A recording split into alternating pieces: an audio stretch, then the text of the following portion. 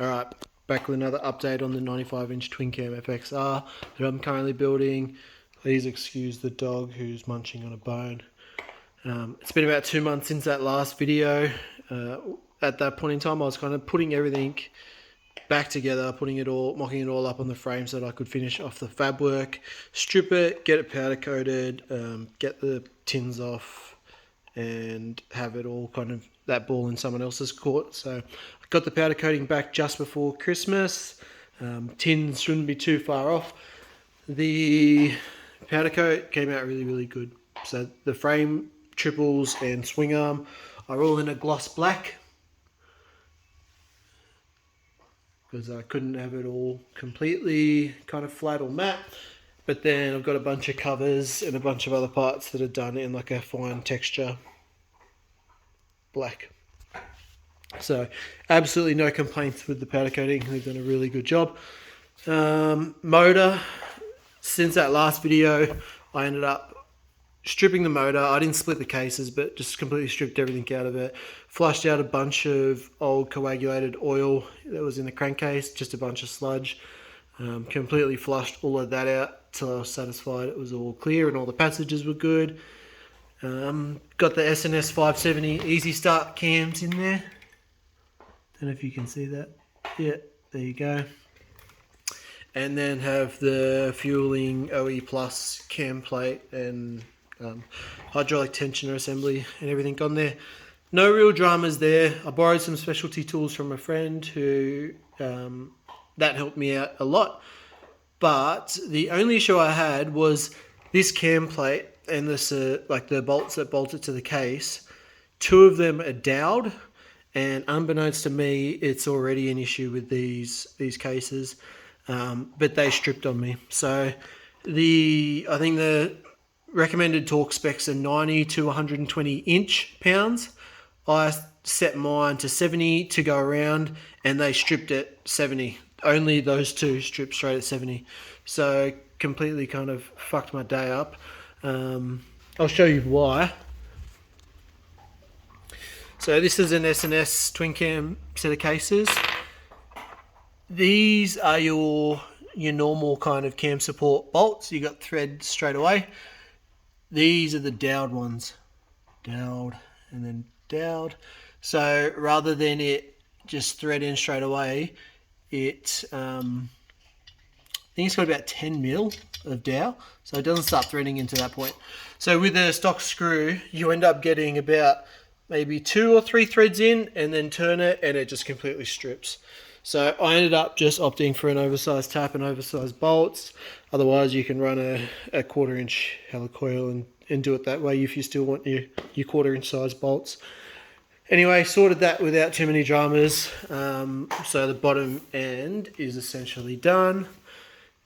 Cases, jugs I put on yesterday.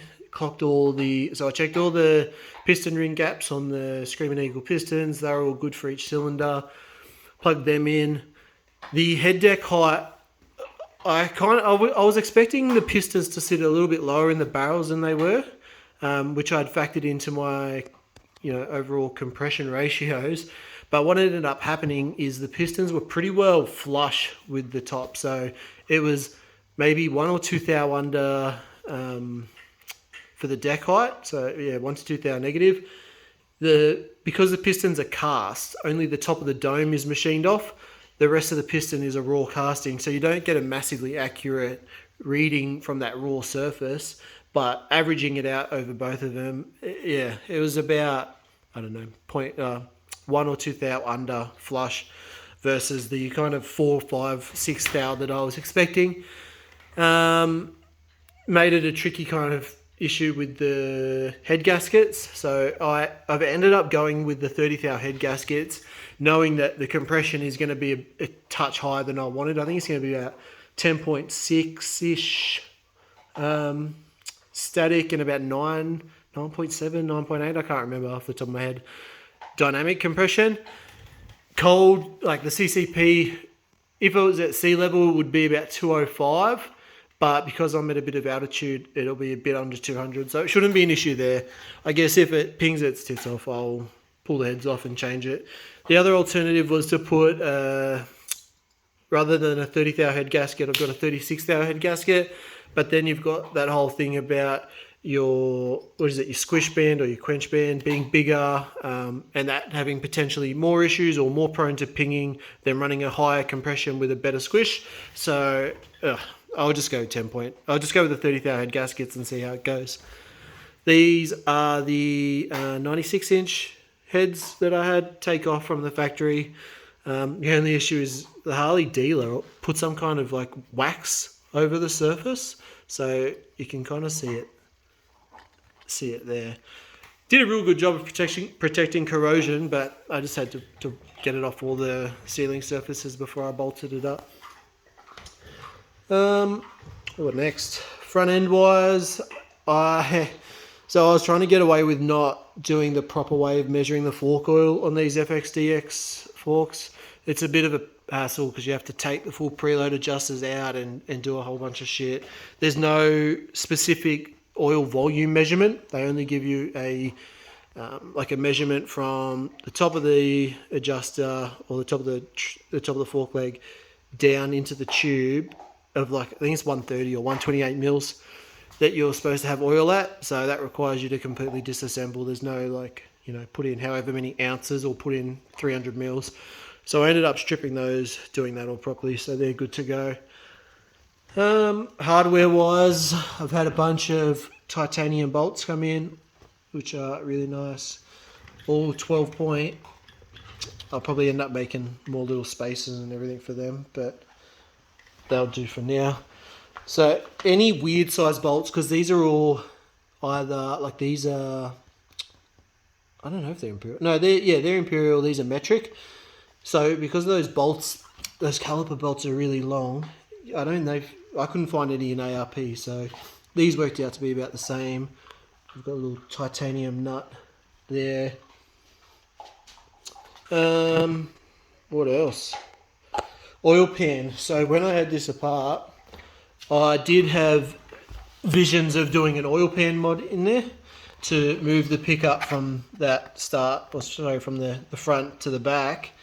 What I ended up finding was, without having a properly designed kind of pickup or baffling system, there's no way I'm going to get it better than the factory setup. It wasn't as simple as running a tube from there to there because of the way the oil pickup is kind of recessed under the rest of the flat. So you couldn't just run a flat tube. It would have to be like offset, or it'd just be a pain in the ass. Then I started looking at what the good oil pan mods look like from Tatro and Co. They had like one-way trapdoors, baffles. There was a lot of design in it, so I just didn't think, for what I'm doing, I probably won't see a wheelie long enough to cause an issue with bloody scavenging, so I'll just run the stock oil pan. Everything else is going alright. One weird thing that I've noticed is this Kraus O2 radial adapter. I didn't notice it until I've assembled it finally, but I went back and checked the vid, and the same issue's there. So the factory touring wheel, and this isn't a factory touring wheel, but it's a similar setup. You've got your wheel, you've got an inside spacer, then you've got your caliper or your adapter in this case, and then swing arm. So because my bearings stick out a little bit, I shortened this inner spacer by the equivalent amount. So that's all sitting good and that's all sitting square. What I've realized, you can't really, you can see it a little bit actually. This caliper adapter is skewed that way, and it's because of this. So initially I thought it was powder coating had blown out the tolerances, but it's out by a good 5 mil or so. It's like this is too long and this needs to be brought back so that this can then sit square. But as it stands, once you bolt all this on, this is like fucking crooked. And it means that this side will be up against your adjuster, but this side will be absolutely nowhere near it. And if you push it in, like, it just won't sit there. So it took me a few tries to figure out what actually was happening. But yeah, it's this adapter. So I don't know what the fuck the go is there. I can either, like, from where this is to this, it sets the caliper completely square on the rotor. So that measurement is fine.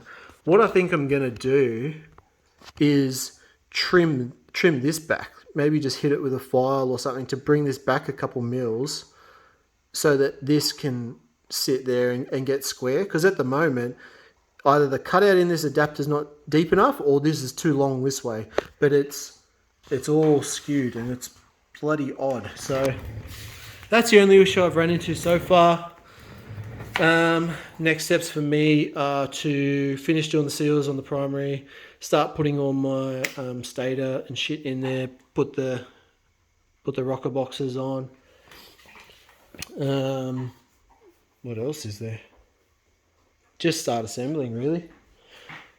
I got a bunch of parts over here. I had them all laid out nice and pretty, but I've been digging through bits and pieces as I'm going. Obviously, you're going to run an M unit because it's the best setup for this kind of stuff for me. You can do it other ways if you don't want to spring for it, but whatever. So M unit, these indicators are really nice. They're like 360 degree viewable, but they're directional. They've got like a directional glass on the inside, so they work out really well. I just fab a little like a hollow bolt so that I can run it on the struts. There's a dog. Same ones as that, really. Well, it is the same.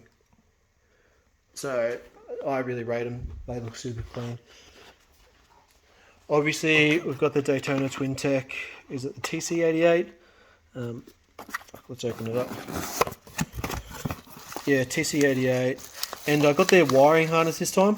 Last time I went with the NAMS harness, and I had to do some weird shit to get it to run. I don't know if it was the wiring harness's fault. I'll see as soon as I plug this in. It all had to do with that, the TISM module on the TC88s and whether you bypass it or not. For whatever reason, the harness just fucking didn't work and I had to run like extra grounds and shit to make that work. That's just spark plug leads, coil, regulator. Interestingly enough, Cycle Electric's regulator comes with the regulator side plug. The stator doesn't come with the stator side plug. So thankfully you can still get it through Harley, but it's like some exorbitant amount to get a massive Deutsch plug. Just bits and pieces, got shit everywhere. Sensors, fuel senders, black push rods, all of that's inner primary stuff. That's the paint card for the tins. And it's a bit hard to see, but there's two shades there. I think I'm just going to split the difference, but I didn't want the bike black, completely black, but I wanted it looking dark in the shade. So that's the route that I'm going, and hopefully they'll be back soon. In the meantime, I've spruced up this bike. This is the red convertible. I'm going to sell that, I reckon. If you haven't seen those leaked photos of the new FXLRS Touring, so the one with the fixed fairing, kind of like the old FXRs, that's 100% coming out, and I reckon I'm going to buy one. So I was looking at the M8s earlier, but there's not enough to make me jump. So as soon as I saw this picture, I thought, yeah, like it'd be good to actually have a bike that I can do some kilometers on rather than just constantly work on stuff. And I think that's about it. Dog. No. All right. See you.